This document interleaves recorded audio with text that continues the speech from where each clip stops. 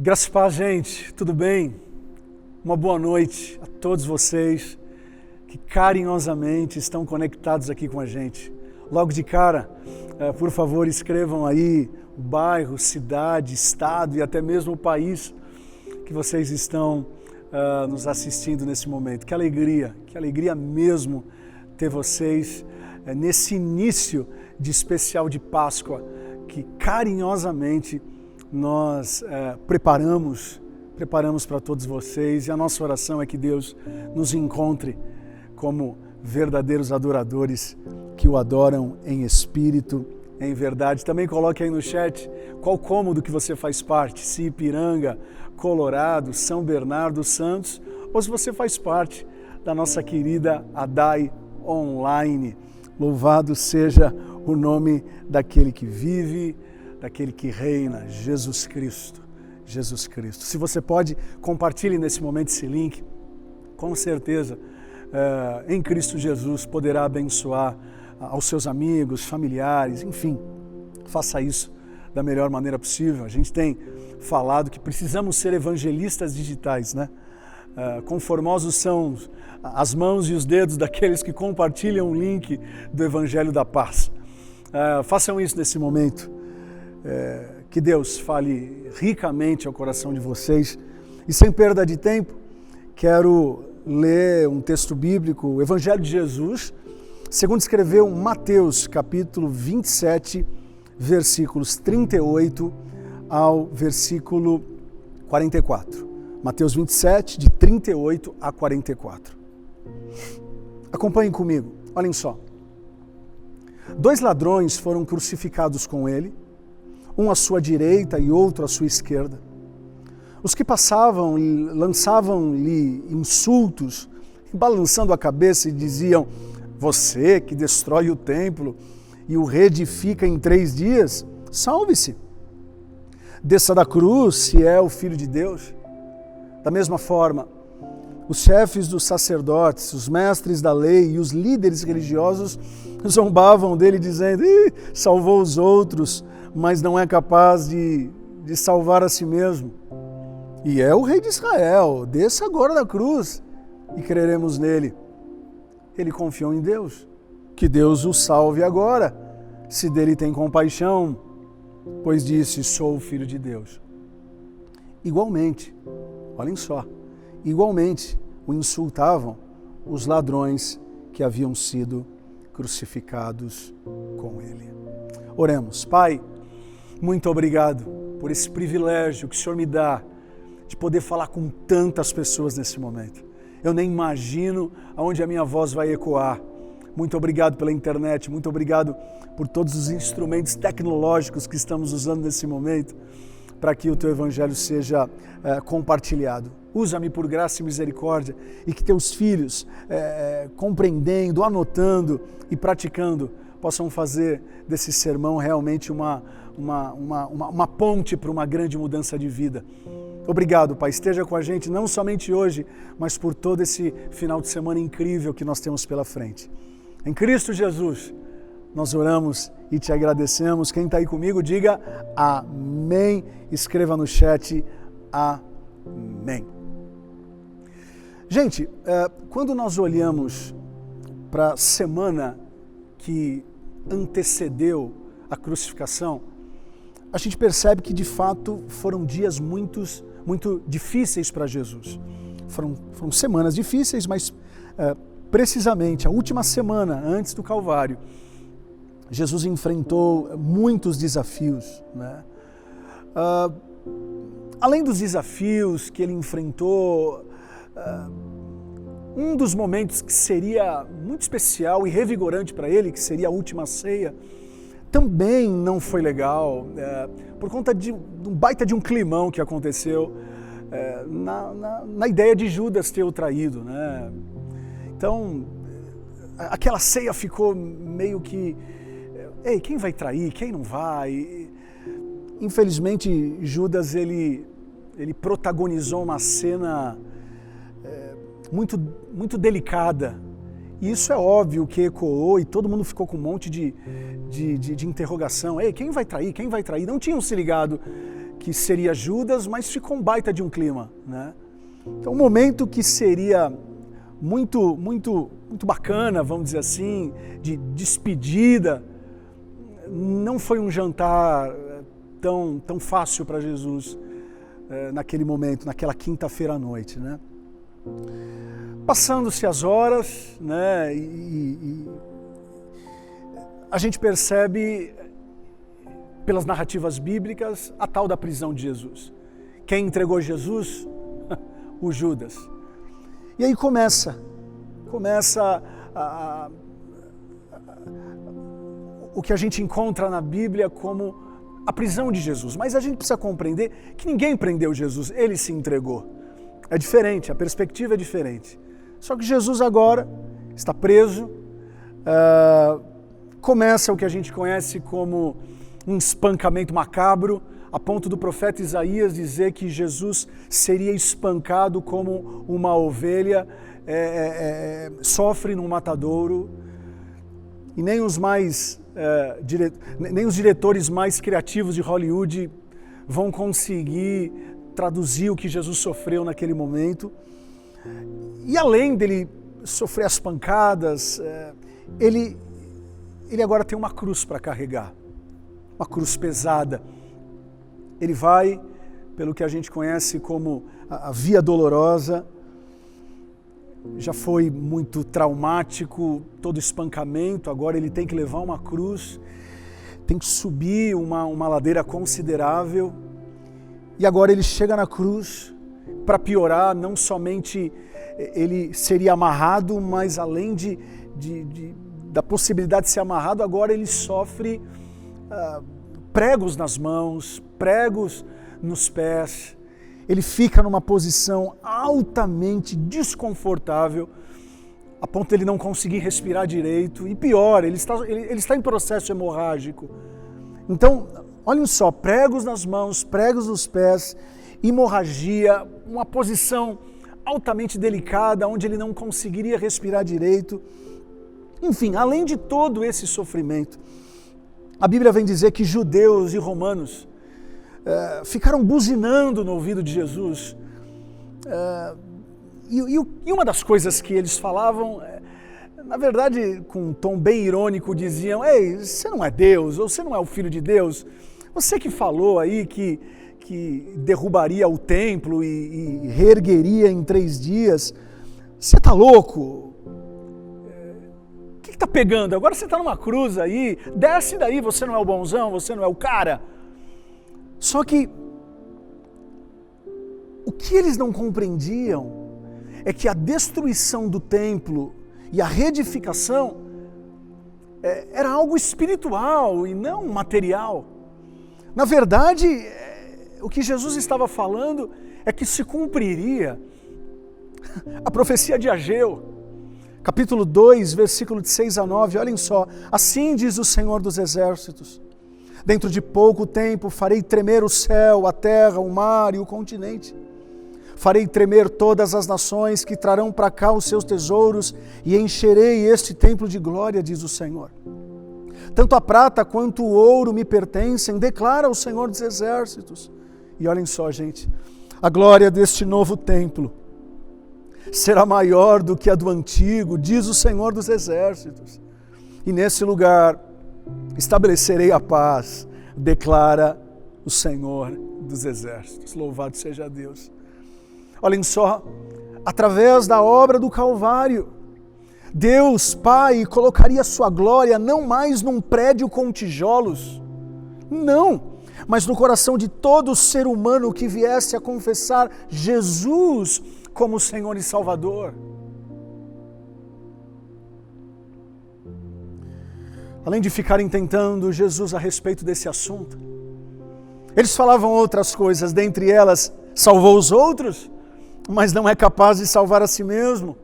Olhem só, era exatamente isso que os romanos e os judeus não estavam entendendo. Jesus estava naquela cruz não para se salvar. Foi uma proposta ridícula daqueles romanos e judeus: ei, desce daí se você pode se salvar. Mas o que Jesus estava fazendo lá não era para ele ter a ação de se salvar, não, ele estava salvando a humanidade O propósito iria além dele. Por conta da desobediência do ser humano, eles perderam a comunhão com Deus e saíram do Éden, lá no Gênesis. E o que Jesus estava fazendo, através do posicionamento de Jesus, Deus Pai colocaria novamente o Éden, a paz, dentro de todos aqueles que viessem a confessar Jesus como Senhor. Ao lado dele 2 ladrões. E aqui existe um paradigma. Tem um paradigma, porque muitos acham que um ladrão era bonzinho e outro ladrão era mauzinho. Não, ambos ladrões eram maus. E ambos ladrões insultavam Jesus também, além dos judeus, além dos romanos, os 2 ladrões também na orelha de Jesus. Eu não sei quem explicou pra gente que um era bonzinho, o outro era mauzinho, não. Eram 2 ladrões, olhem só o texto. Igualmente o insultavam os ladrões que haviam sido crucificados com ele. Ou seja, pensando em termos de jogo de futebol, Jesus salvou na prorrogação quem o insultou o jogo todo. A diferença é que um dos ladrões, ao ver que Jesus não caía na lábia deles, nem de romanos, nem de judeus, nem deles 2, um se ligou dizendo, não, ele realmente é o Filho de Deus, porque mediante a tantos insultos que eu estou fazendo, em nenhum momento ele revidou o fato de Jesus ter salvo um daqueles ladrões, que também o ofendeu no processo inteiro de crucificação. Me chama muito a atenção. Se sou eu falo, não, você me xingou o tempo todo, quer ir para o paraíso? Mas Jesus não pensou assim. Não é à toa que o apóstolo Paulo vem dizer, né? Aquele que confessa com a boca e acredita no coração, esse é salvo. E eu já quero te dizer que hoje é uma grande oportunidade para você também ser salvo por esse Jesus. E ele pôde ouvir da boca de Jesus hoje mesmo. Você me machucou, você falou que eu não precisava ouvir, mas por você ter reconhecido nos últimos minutos, eu te digo, hoje mesmo estarás comigo no paraíso. Louvado seja Deus. Você pode dar uma salva de palmas aí no chat, faça barulho aí no chat, porque a misericórdia de Jesus é realmente grandiosa, não tem fim. Fazendo um paralelo da história de Jesus com a nossa, eu percebo que tem tudo a ver com essa narrativa, a narrativa de Jesus com a nossa narrativa, com a nossa vida. Olhem só o que o apóstolo Paulo escreveu em Gálatas 2:20. Fui crucificado com Cristo. Assim, já não sou eu quem vive, mas Cristo vive em mim. E a vida que agora vivo no corpo, vivo-a pela fé no Filho de Deus, que me amou, se entregou por mim. Gente, a história se repete, apenas com nomes diferentes. Antes era a carne de Jesus que estava crucificada lá no Calvário, mas agora é a nossa carne que deve estar na cruz, para que possamos viver pelo Espírito e não mais pelas nossas vontades. Judeus e romanos desse texto representam as circunstâncias difíceis, ofensas de pessoas que amamos, tragédias delicadas e etc. São tentações e provações que fazem de tudo para que a gente possa descer da cruz e a gente venha sair do propósito que Deus tem para nós. Sabe, patrão, familiar, amigo, às vezes ficam buzinando na nossa orelha e a gente às vezes se rende e sai do propósito de Deus querendo pagar mal com mal. Não, que não sejamos assim. O melhor lugar do mundo é no centro da vontade de Deus. Nós precisamos estar crucificados com Cristo. O que significa isso? Significa que as nossas vontades estão crucificadas para que possamos viver, reagir, cuidar, pastorear, liderar, gerir, não na perspectiva da nossa carne, mas inspirados e motivados pelo Espírito Santo. Minha oração para hoje e até a volta de Jesus Cristo é que nada e nem ninguém venha nos fazer descer da cruz, que agora é nossa. Que possamos engolir seco as ofensas, que possamos administrar melhor o nosso ego, perdoar a quem nos ofendem, respeitar os que não demonstram nenhum tipo de carinho por nós. Ou seja, nada mais, nada menos do que fazer o que o próprio Jesus nos ensinou em Lucas 6, versículo 27 ao 38. Acompanhem comigo. Olhem só a ordem de Jesus. Amem os seus inimigos, façam bem aos que os odeiam, abençoem os que os amaldiçoam, orem por aqueles que os maltratam. Se alguém lhe bater numa face, ofereça-lhe também a outra. Se alguém lhe tirar a capa, não o impeça de tirar-lhe a túnica. Dê a todo o que lhe pedir. E se alguém tirar o que pertence a você, não lhe exija que o devolva. Como vocês querem que os outros lhe façam, façam também vocês a eles. Que mérito vocês terão se amarem aos que os amam? Até os pecadores amam aos que os amam. E que mérito terão se fizerem o bem àqueles que são bons para com vocês? Até os pecadores agem assim. E que mérito terão se emprestarem a pessoas de quem esperam devolução? Até os pecadores emprestam a pecadores esperando receber devolução integral. Amem, porém, os seus inimigos, façam-lhes o bem e emprestem a eles sem esperar receber nada de volta. Então a recompensa que terão será grande e vocês serão filhos do Deus Altíssimo, porque Ele é bondoso para com os ingratos e maus. Sejam misericordiosos, assim como o Pai de vocês é misericordioso. Não julguem e vocês não serão julgados. Não condenem e não serão condenados. Perdoem e serão perdoados. Deem e lhes será dado. Se você pode, estenda as suas mãos, uma boa medida, calcada, sacudida e transbordante será dada a vocês, pois a medida que usarem também será usada para medir vocês. É difícil, né, gente? Todas as vezes que eu leio esse texto nos evangelhos, dá um arrepio, porque eu percebo o quanto que eu preciso melhorar. Mas a pergunta que fica é a seguinte: quando levantamos as nossas mãos e entregamos a Jesus a nossa vida, quem é que começou a viver? A nossa carne ou Cristo em nós? Se a resposta for Cristo, por mais difícil que seja aplicar todos esses versículos, por mais difícil que seja, através do Espírito dele que habita em nós, conseguiremos. Essa é a minha oração para hoje. Ei, não desça da cruz. Não desça da cruz. Não desça da cruz. Fique posicionado no seu propósito. Ei, a pior maldade do maldoso é fazer de você uma pessoa maldosa. A minha oração é que nada e nem ninguém vão tirar vocês da cruz. A cruz é nossa. Estamos crucificados. As nossas vontades estão crucificadas para que, de maneira espiritual, possamos viver para a glória do nome dele. Eu quero orar por vocês nesse momento. Pai de amor e bondade, muito obrigado por esse texto que tanto nos ensina. Espero não ter atrapalhado esse texto através da minha pregação. Espero ter esclarecido, assim como o Senhor me esclareceu em minha casa. Pai, dê maturidade para todos que estão nos ouvindo nesse momento, estão nos assistindo, tanto ao vivo quanto nesse túnel do tempo do YouTube. Talvez alguns vão me assistir daqui a alguns anos, Pai. Mas muito obrigado, Jesus. Muito obrigado por tudo que o Senhor tem feito e realizado.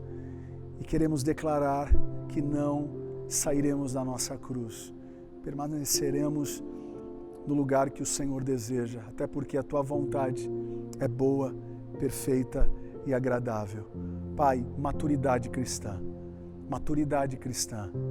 a começar desse que está falando, a todos que estão me assistindo e ouvindo. E a gente só vai conseguir alcançar esse objetivo se o Senhor nos ajudar, pela Tua infinita graça e infinita misericórdia. Em nome de Jesus. Amém.